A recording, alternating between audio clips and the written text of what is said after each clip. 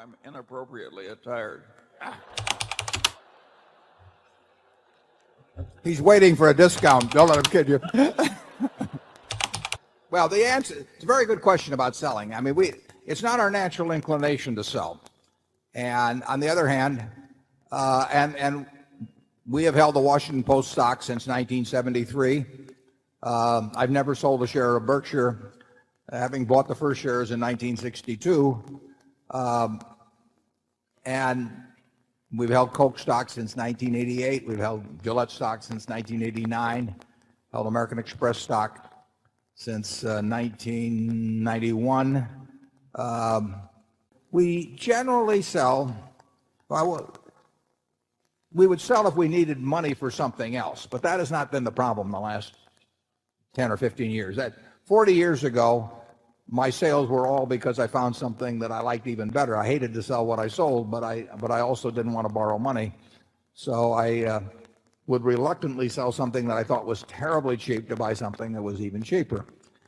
Those were the times when I had more ideas than money. Now I've got more money than ideas, and that's a different equation. So now we sell really when we think that when we're reevaluating the economic characteristics of the business. We've probably had one view of the long-term competitive advantage of the company at the time we bought it, and we may have modified that. That doesn't mean we think that the company is going into some disastrous period or anything remotely like that. We think McDonald's has a fine future. We think Disney has a fine future, and there are others. But we probably don't think that their competitive advantage is as strong as we might have thought, as we thought it was when we initially made the decision. That may mean that we were wrong when we made the decision originally. It may mean that we're wrong now, and that their strengths are every bit as what they were before. But for one reason or another, we think that the strengths may have been eroded to some degree. A classic case on that would be the newspaper industry generally, for example. I mean, in 1970, if Charlie and I were looking at the newspaper business, we felt it was about as impregnable a franchise as could be found. We still think it's quite a business, but we do not think the franchise in 2002 is the same as it was in 1970. We do not think the franchise of a network television station in 2002 is the same as it was in 1965.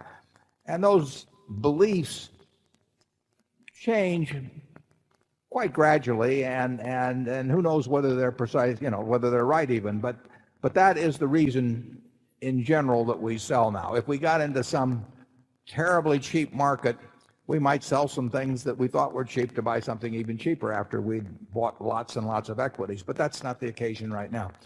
I said it was a mistake to sell it, and it was a mistake, and I just reported that in the interest of candor, and there were some reasons why I thought it was something I didn't think obviously that it was any great short sale or even a great sale, but I didn't think it belonged in the list of 8 or 10 of the businesses, of the very few businesses that we want to own in the world. And I would say that that particular decision has cost you in the area of $1 billion plus. Charlie? You want me to rub your nose in it? You're doing a pretty good job by yourself. By the way, that's a good practice around Berkshire. We do rub our own noses in it. We don't even need the help of the Kenters. My guess is that with 23,000 locations all over the world, I think it would be extraordinarily difficult to separate the real estate business out from the franchising business at this point. I just think the problems would be horrendous. Certainly you wouldn't want to sell it and lease it back, because you would not end up with more value, in my view, by doing that. And spinning it off in a real estate trust or something, with operating in 100 plus countries, and with all of the franchise arrangements, I think it would be a huge problem. I would not want to tackle it myself. I think you should look at McDonald's as being a very good business, but the one that will continue in its present mode vis-a-vis the real estate products. I would say that in the food business, you would never get the total certainty of dominance that you would get in products like Coca-Cola and Gillette. People move around in the food business from where they eat. They may favor McDonald's, but they will go to different places at different times. And somebody starts shaving with a Gillette Sensor Plus is very unlikely to go elsewhere, in my view. And so they do not. You never would get in the food business, in my judgment, quite the inevitability that you would get in the soft drink business with a Coca-Cola. You won't get the inevitability in food that you will get in a single consumer product, such as blades. I mean,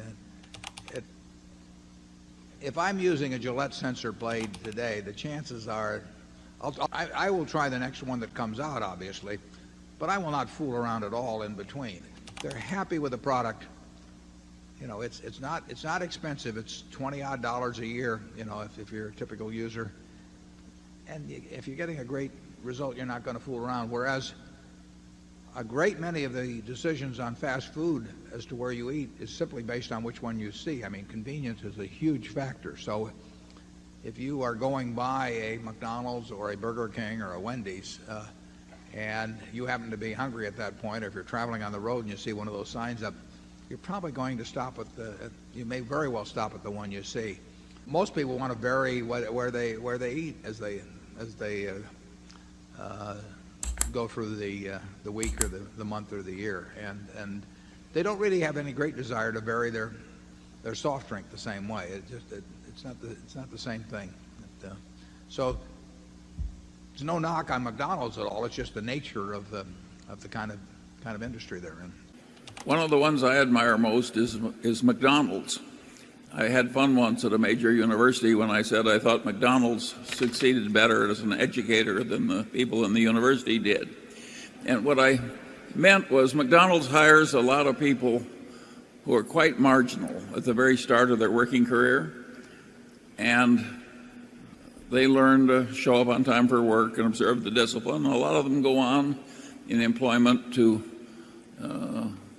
much higher jobs, and they've had an enormous constructive effect about educating into responsibility a lot of people who were threatened with not making it. So I think we all owe a lot to the employment culture of McDonald's, and it's not enough appreciated. Warren Buffett emphasizes the importance of understanding why and when to sell investments. He shares insights into Berkshire Hathaway's approach, highlighting that they sell primarily when they reassess the long-term competitive advantage of a company or find a more attractive opportunity. Buffett also compares industries, noting that consumer goods like Coca-Cola tend to have more consistent competitive advantages than the fast food sector. He concludes by praising McDonald's for its significant role in teaching responsibility through employment, illustrating its broader positive impact beyond just its business performance.